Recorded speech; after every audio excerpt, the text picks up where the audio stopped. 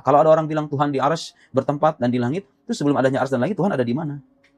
Coba Anda bayangkan sekarang. Kalau ada orang mengatakan Tuhan ada di langit, berarti keberadaan Tuhan di langit itu tadinya nggak ada, kemudian ada. Itu namanya hadits, sesuatu yang baru. Mengalami atau didahului oleh ketiadaan, kemudian ada. Kalau begitu, apa bedanya Tuhan dengan makhluk? Kalau memang Tuhan itu bertempat seperti hanya kita bertempat di atas langit, apa bedanya Tuhan dengan makhluk? Sesuatu yang tadinya tidak ada, kemudian ada. Mustahil. Zat yang qadim, yang tidak bermula, bertempat pada sesuatu yang bermula. Wadzalika muhal, dan itu mustahil. Faqauluhu Rabbil Alamin, maka dengan demikian firman Allah Rabbil Alamin yadullu ala tanzihi dzatihi anil makan wal jiha bihadzal i'tibar. Menunjukkan kesucian zatnya dari tempat dan arah. Sering orang mengatakan serahkan saja kepada yang di atas. Artinya kepada Allah ya. Tapi istilah di atas itu maknanya sebenarnya mana metafor. Orang-orang yang berkata Tuhan di atas kita itu artinya secara kedudukan, bukan secara tempat. Bukan berarti kalau kita mengatakan Tuhan di atas atau mengisyaratkan tangan ke atas, Tuhan itu ada di sana. Enggak, kita enggak meyakini Tuhan bertempat. Itu menunjukkan kedudukannya yang maha tinggi dari makhluk-makhluknya. Bahwa ini rendah dan Tuhan itu lebih tinggi kedudukannya ketimbang kita. Ya, kalau maknanya demikian ya enggak jadi masalah. Tapi kalau dikatakan di atas dalam arti arah, itu keliru. Karena arah itu hanya berlaku bagi jisim, bagi benda ya. Al-mas'alah tsaniyah, hadhihi al-lafdhah tadullu ala anna dzatahu munazzahatun 'anil hulul fil mahal. Begitu juga tafsir Rabbul Alamin, Ar-Razi mengatakan itu menunjukkan bahwa zat Allah tersucikan dari kebertempatan fil mahal di sesuatu yang ditempati. Kama taqulun Nasara, seperti halnya keyakinan orang Kristen, Tuhan bertempat pada diri Yesus. Akidah Islam tidak mengimani adanya kebertempatan semacam itu, wal hululiyah.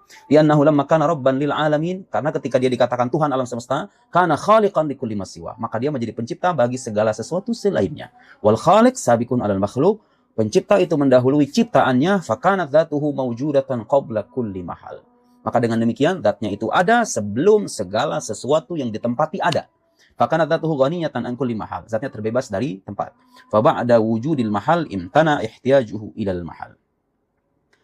Walhasil saudara-saudara sekalian, inilah Imam Fakhruddin Ar-Razi, pengarang tafsir 32 jilid Mafatihul Ghaib, ulama Ahlus Sunnah wal Jamaah, menafikan dan mensucikan Allah Subhanahu wa taala dari kebertempatan. Karena itu akidah yang tepat tidak mengimani Tuhan yang bertempat. Karena tempat dan waktu seiring dengan alam semesta itu sendiri itu adalah sesuatu yang diciptakan. Sementara pencipta harus mendahului ciptaannya. Mana mungkin Tuhan bertempat sementara tempat itu sendiri diciptakan oleh Tuhan alam semesta. Mungkinkah pencipta bertempat pada makhluknya? Saya kira tidak mungkin. Sekian. Wassalamualaikum warahmatullahi wabarakatuh. Pak Kiai, mau nanya, kan banyak Wahabi mengatakan itu Allah itu bersemayam di aras ataupun bertempat, seperti dalil Ar-Rahman 'alal 'arsy istawa, Pak Kiai. Gimana tuh Pak Kiai? Menurut Ahlus Sunnah wal Jamaah, ini pertanyaannya menanggapi Wahabi yang mengatakan Allah bertempat. Menurut Ahlus Sunnah wal Jamaah, mayoritas ulama, mayoritas umat Islam, Allah itu maha suci dari tempat. Makanya kita ini habis sholat baca subhanallah 33. Subhanallah itu artinya apa? Allah maha suci. Maksudnya maha suci, Allah itu suci dari apa? Allah itu suci dari segala kekurangan. Yang kedua, setelah menyucikan Allah dari kekurangan, lalu baca alhamdulillah. Alhamdulillah itu artinya apa? Segala puji bagi Allah. Mengapa Allah dipuji? Allah itu dipuji karena Allah itu maha sempurna secara mutlak. Setelah menyucikan Allah dari kekurangan, lalu kita menyematkan kesempurnaan kepada Allah secara mutlak. Setelah kita ini menyempurnakan Allah secara mutlak, lalu membaca Allahu Akbar. Allah maha besar. Apa maksudnya Allah maha besar? Allah itu lebih agung, lebih besar daripada yang kita sucikan dan kita sematkan kesempurnaan pada zatnya. Ini maksudnya bacaan zikir sehabis sholat. Termasuk Allah itu maha suci, Allah itu maha suci dari tempat. Allah tidak butuh tempat, Allah maha suci dari tempat. Lalu bagaimana dengan ayat Ar-Rahmanu 'alal 'arsy istawa? Para ulama menganggap ayat ini termasuk ayat mutasyabihat, ayat yang serupa maknanya. Kalau ulama salaf menafsirkan istawa itu artinya bukan bersemayam. Istawa itu ditafwid. Istawa itu artinya Allah beristiwa pada arsy. Artinya apa? Hanya Allah yang tahu maknanya. Kalau ulama khalaf, ulama tahun 300 ke belakang, istiwa itu artinya apa? Allah itu berkuasa pada arsy, bukan bersemayam. Mengapa begitu? Kata para ulama, sesuai dengan ayat Al-Quran, ya, dasar Al-Quran. Ayat Al-Quran itu ada ayat muhkamat, ada ayat mutasyabihat. Ayat muhkamat itu artinya ayat yang jelas maknanya. Mutasyabihat itu ayat yang tidak jelas atau maknanya yang serupa. Ayat mutasyabihat maknanya dikembalikan pada yang muhkamat.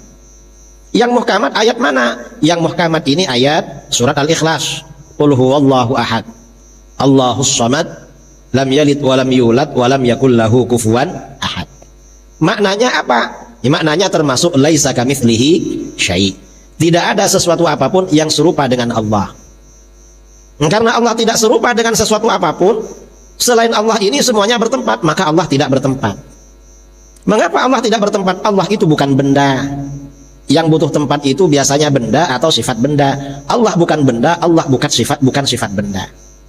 Kalau ditanya Allah itu apa? Kalau secara akidah jawabannya mukhalafatu lil hawadits. Ya Allah itu tak serupa dengan perkara baru.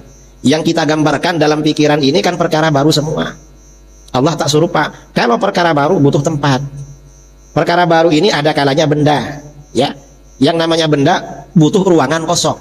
Itu benda namanya. Benda itu ada benda padat, ada benda halus. Kalau benda padat bisa dipegang, kalau benda halus nggak bisa dipegang. Contohnya seperti cahaya, itu kan benda. Seperti ruh, itu juga benda. Kalau sifat benda butuh pada benda sebagai tempat, seperti warna putih. Itu butuh pada benda untuk ditempati warna, seperti panas, hangat atau dingin. Butuh benda untuk panas atau dingin. Kalau benda butuh ruangan hampa, ruangan kosong. Allah itu bukan benda, bukan sifat benda. Kalau Allah bukan benda, bukan sifat benda, lalu apa? Jawabannya laisa kamitslihi syai' wa lam yakul lahu kufuwan ahad. Jawabannya seperti itu. Istawa. Wa huna waqa'a ba'du al-mufassirin bi khata'in fi ma'na istawa. Istawa fi al-lugha.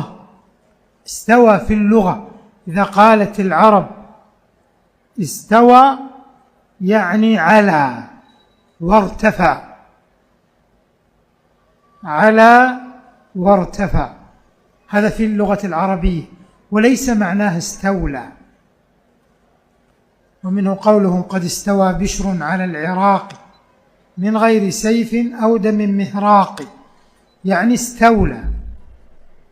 وهذا لا يكفي في الاستيلاء فقط، لأن الله في علمه وقدرته واستيلائه على كونه ليس فيها صفة تميز الاستواء على العرش، وإنما لا يميزه إلا العلو والارتفاع. ولهذا قرر السلف وأهل السنة والجماعة في قوله تعالى الرحمن على العرش استوى، لكنه استوى على العرش أي على وارتفع عليه. ومنه إثبات صفة العلو لله تبارك وتعالى، إليه يصعد الكلم الطيب والعمل الصالح يرفع. وهذا ملحظ الخطأ في المخالفين لأهل السنة ولمنهج السلف حينما فسروا استوى باستولى، لأنك ما جبت معنى جديد. إذا قلت ثم استوى على العرش استولى عليه، هو مستول على كل شيء، بمعنى آية الملكية قبل له ملك السماوات والأرض يحيي ويميت وهو على كل شيء قدير، ثم قال وهو بكل شيء عليم، خلق السماوات والأرض. فهذا كله في جانب الاستيلاء عليها والتصرف والملك فيها. لكن يوم خلق السماوات والأرض وانتهى من خلقها على وارتفع علوا يليق بجلاله على عرشه تبارك وتعالى. والله سبحانه مستو على عرشه استواء يليق بجلاله وعظمته، وليس استواؤه كاستواء المخلوقين. فاستواؤه ليس مثلا استيلاء ملك من ملوك الدنيا على العرش مثلا، أو استوائه عليه، ولله المثل الأعلى. تعالى الله عما يصفه به الواصفون علوا كبيرا مما لا يليق بجلاله وعظمته. ومع هذا في الاستواء لا نكيف، لا نمثل، ولا نشبه، وإنما نثبت صفة الاستواء. وإذا جاءنا قائل كيف استوى نقول الله أعلم. ولهذا الإمام مالك وضع هذه القاعدة الذهبية الاستواء معلوم دلت عليه النصوص في القرآن والسنة واللغة العربية، والكيف مجهول،